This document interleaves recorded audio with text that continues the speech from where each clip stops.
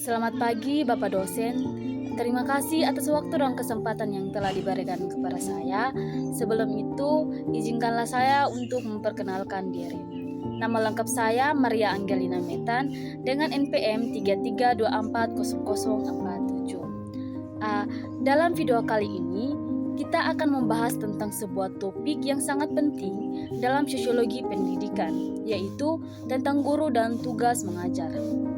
Namun, pembahasan kita tidak akan sekedar normatif, tetapi akan kita kaji berdasarkan landasan hukum yang kuat, yaitu Undang-Undang Nomor 14 Tahun 2005 tentang Guru dan Dosen. Poin pertama yang akan kita bahas yaitu tentang proses rekrutmen guru, yang menampilkan kata objektif dan transparan dan ilustrasi proses seleksi. Poin pertama yang akan kita bahas adalah proses rekrutmen guru. Bagaimana negara memastikan bahwa guru yang mengajar adalah orang-orang yang tepat. Undang-undang ini mengatur dengan jelas dalam pasal 25 bahwa pengangkatan dan penempatan guru harus dilakukan secara objektif dan transparan. Artinya, proses seleksi tidak boleh dilakukan secara sembunyi-sembunyi atau berdasarkan kedekatan pribadi. Semua harus sesuai dengan aturan perundang-undangan yang berlaku. Ada dua jalur utama rekrutmen guru, yaitu yang pertama, guru yang diangkat oleh pemerintah atau pemerintah daerah atau PNS daerah. Prosesnya diatur secara ketat oleh pemerintah dan pemerintah daerah. Biasanya melalui seleksi CPNS atau calon pegawai negeri sipil yang terstandarisasi. Yang kedua yaitu guru yang diangkat oleh masyarakat atau guru swasta. Di sini proses pengangkatan dan penempatannya dilakukan oleh penyelenggara pendidikan atau satuan pendidikan yang bersangkutan. Mereka membuat perjanjian kerja atau kesepakatan kerja bersama dengan guru. Meskipun jalurnya berbeda, prinsip objektivitas dan transparansi tetap harus dijunjung tinggi. Jadi, slide tersebut menampilkan pasal 25 ayat 2 dan 3 dari undang-undang. Jadi, rekrutmen guru bukanlah proses yang asal-asalan, tetapi diatur sebagai rinci untuk memastikan kualitas dan keadilan. Poin yang kedua yaitu syarat menjadi guru, yang menampilkan 3 ikon. Yang pertama, ijazah, kompetensi, dan sertifikat. Setelah memahami proses rekrutmen, kita juga harus tahu bahwa apa saja syarat yang harus dipenuhi untuk menjadi seorang guru.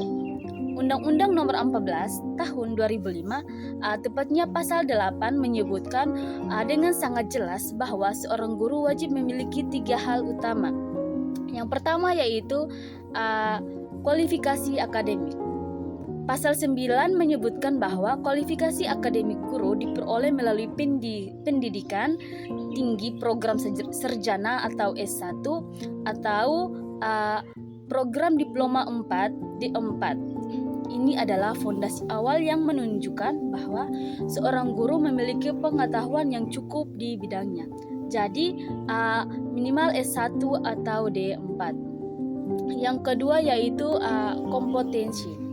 Ini adalah kemampuan untuk mengelola pembelajaran, bagaimana guru merancang, melaksanakan, dan mengevaluasi pembelajaran. Kedua, kompetensi kepribadian. Kemampuan kepribadian yang mantap, berakhlak mulia, aktif, dan menjadi teladan bagi siswa. Ketiga, kompetensi profesional. Kemampuan penguasaan materi pelajaran secara luas dan mendalam.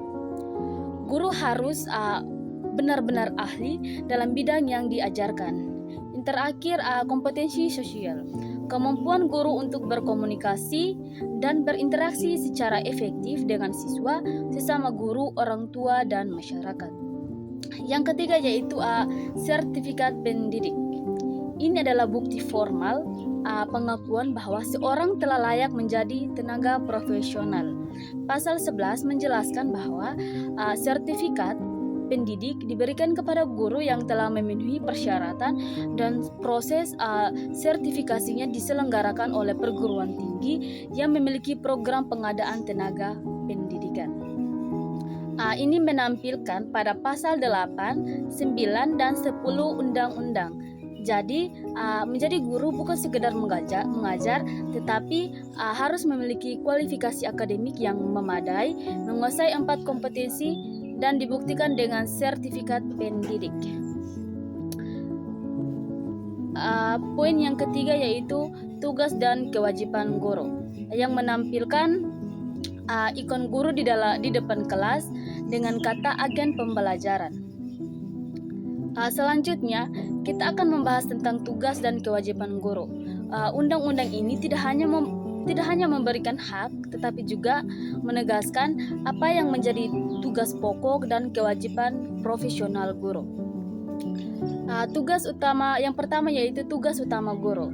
Menurut pasal 35 ayat 1, beban kerja guru mencakup kegiatan pokok yaitu merencanakan pembelajaran, contohnya seperti membuat RPP, silabus, dan lain-lain. Yang kedua, melaksanakan pembelajaran, menilai hasil pembelajaran, membimbing dan melatih peserta didik, dan yang terakhir yaitu melaksanakan tugas tambahan lainnya.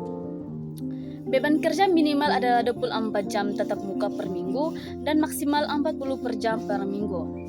Yang berikut yaitu kewajiban guru. Tugas ini tidak bisa dilakukan secara sembarangan. Pasal 20 menjabarkan kewajiban guru yang intinya. Yang pertama yaitu merencanakan dan melaksanakan pembelajaran dengan baik. Yang kedua, menjunjung tinggi peraturan, hukum, dan kode etik guru, serta nilai-nilai agama dan etika. Yang ketiga, bertindak objektif dan tidak diskriminatif terhadap siswa tanpa membedakan latar belakang mereka. Yang terakhir yaitu memelihara persatuan dan kesatuan bangsa.